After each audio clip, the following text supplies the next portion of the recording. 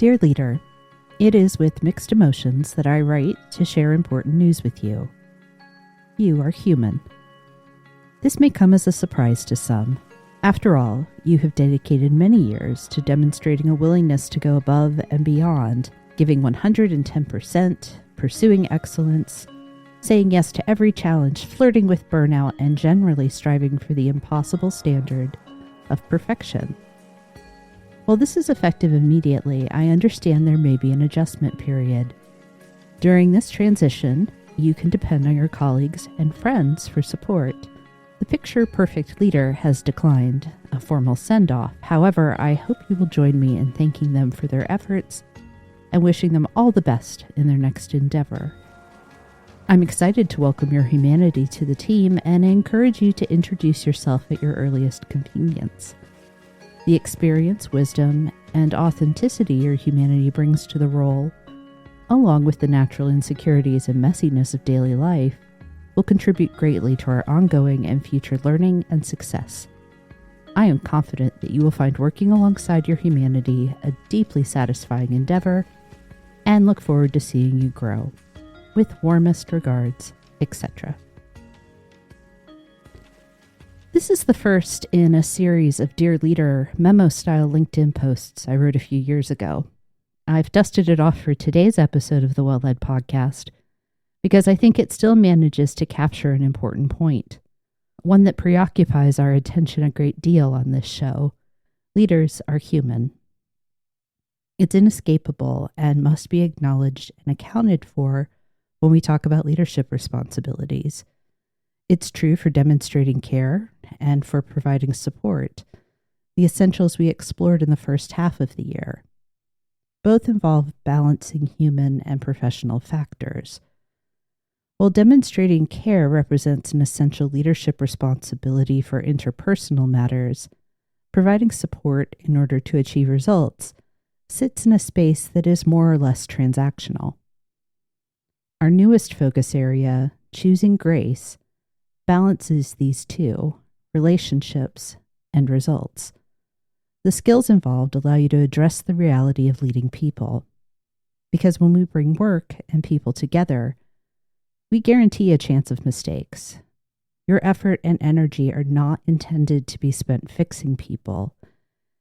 Instead, as a leader, you need the skills, knowledge, and abilities to navigate the reality of working with humans, to minimize disruption, and still get results.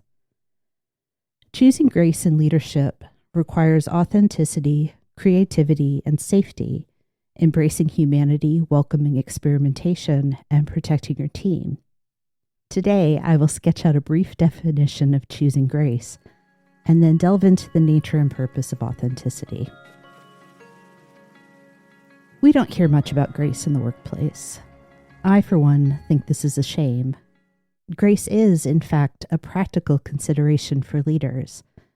When I consider the several meanings associated with the word, it amazes me that we don't talk about it all the time when it comes to work.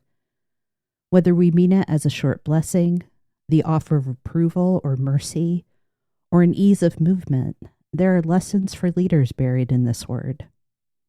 We say grace for a meal. Religious associations aside, this is essentially an act of gratitude, giving thanks.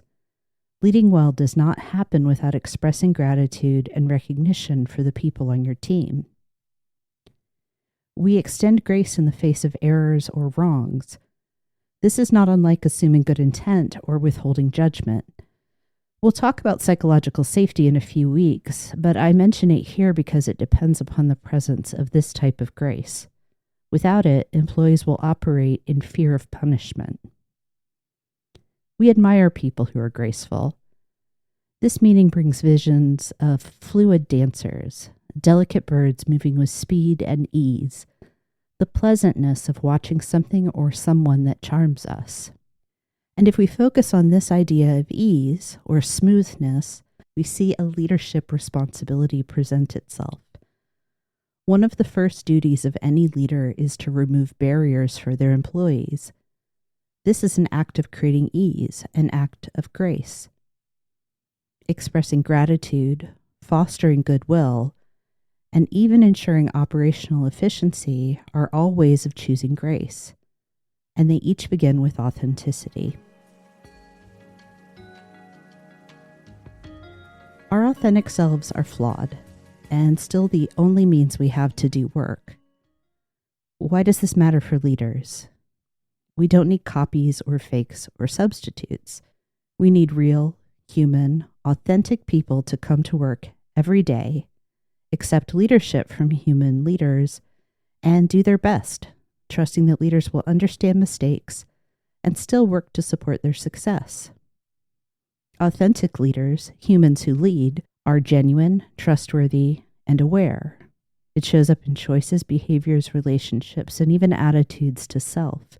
This is because authenticity is comprised of the following: humility, possessing holistic self-knowledge; integrity, being genuine, truthful, and trustworthy; and liberty, being free from the burden of false attitudes or inauthentic behaviors. You may be wondering, how does all of this differ from vulnerability, the first skill associated with demonstrating care? It's not so much about being a different skill. Instead, authenticity is the skill of living as a vulnerable, flawed, and unique person. This matters in leadership because, how best to articulate this? It's in part about the public nature of leadership. Authenticity moves beyond displaying vulnerable parts of yourself to functioning with the shared public knowledge that you have those soft spots, like all people do. You model this, and it means you can understand the challenges of working while human. When you are authentic, it makes it acceptable for others to be so too. Rather than simply claiming, "I want employees to bring their authentic selves to work," you display your authentic self first. You share stories from your life, dress according to your personal style, and generally go about your day as yourself, but not without boundaries. Authenticity must be accompanied by discernment. Like its fraternal skill, vulnerability, leading well authentically involves awareness of circumstances and norms. A silly, simple example: my personal style may truly be yoga pants all day, but if I work in an office attire office, you better believe I'm wearing slacks. This isn't being disingenuous, it's ensuring my choices don't get in the way of results. Being willfully disruptive in the name of authenticity is not productive, nor is it an act of grace. Again, discernment is the steady companion of authenticity. Together, they make it so relationships and results are made operational with the choice of grace. It's important to remember at this point that no one is born knowing how to lead. This should be a comfort to us all. It means that we can learn how to lead. In spite of our humanity, the failure, shame, strength, flesh, tears, and all, we can learn to lead and learn to be authentic in a leadership role. Oddly, one surefire way to learn leadership is to fail. Our mistakes, that guaranteed feature of being human, teach us the fundamental skills every leader needs. If you're willing to examine your own failures, you will discover at least 3 truths. Leaders have earned well-rounded humility. A good leader is humble in a uniquely public, yet fragile way. She knows her strengths, but has also spent the time becoming intimately familiar with her flaws. She is honest about her shortcomings and is the first to admit a mistake. She builds a team that explicitly compliments her abilities and compensates for her weaknesses. Her ego is tempered by good humor and hard-earned knowledge, because each mistake or indicator of her humanity has been an opportunity to understand herself more fully. Leaders demonstrate integrity with grit. If you are humble and willing to learn, few things will teach you to keep going, to keep trying, like a mistake will. When a leader picks himself up and brushes himself off before stepping right back to the task at hand, he demonstrates grit.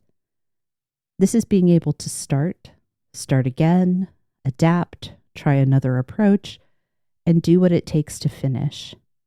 Grit is, however, not a quest for perfection. Rather, grit allows the leader to demonstrate that he has done the work, put in the time, and can be trusted to recognize another person's effort. Leaders learn liberty through failure. A leader who is dedicated to learning from mistakes has the ability to identify the conditions that created her mistakes in the first place. And in the future, by minding the signs and signals of failure, she is able to find the path to the right outcome. Because a leader who has failed can tell you exactly what success looks like. A leader who has failed and then transformed what she learned into success is freed from the burden of trying to be or become something she isn't. Humility, integrity, and liberty, characteristics acquired through failure and reflection. This is authenticity. We are all human. We all face failure. We cannot avoid this truth.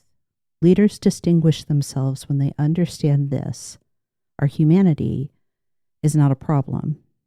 It is the path to leadership that cares and supports other humans. It is leadership that chooses grace. This is why, dear leader, I am happy to share that you are human. We'll be back next Tuesday with an episode featuring other voices sharing thoughts on authenticity. And later this season, we'll explore the role and importance of creativity in leadership.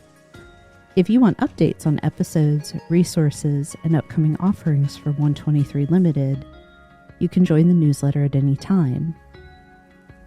And the latest companion toolkit is now available, Accountability for Effective Supportive Leadership. Check the show notes for a link to request your free copy.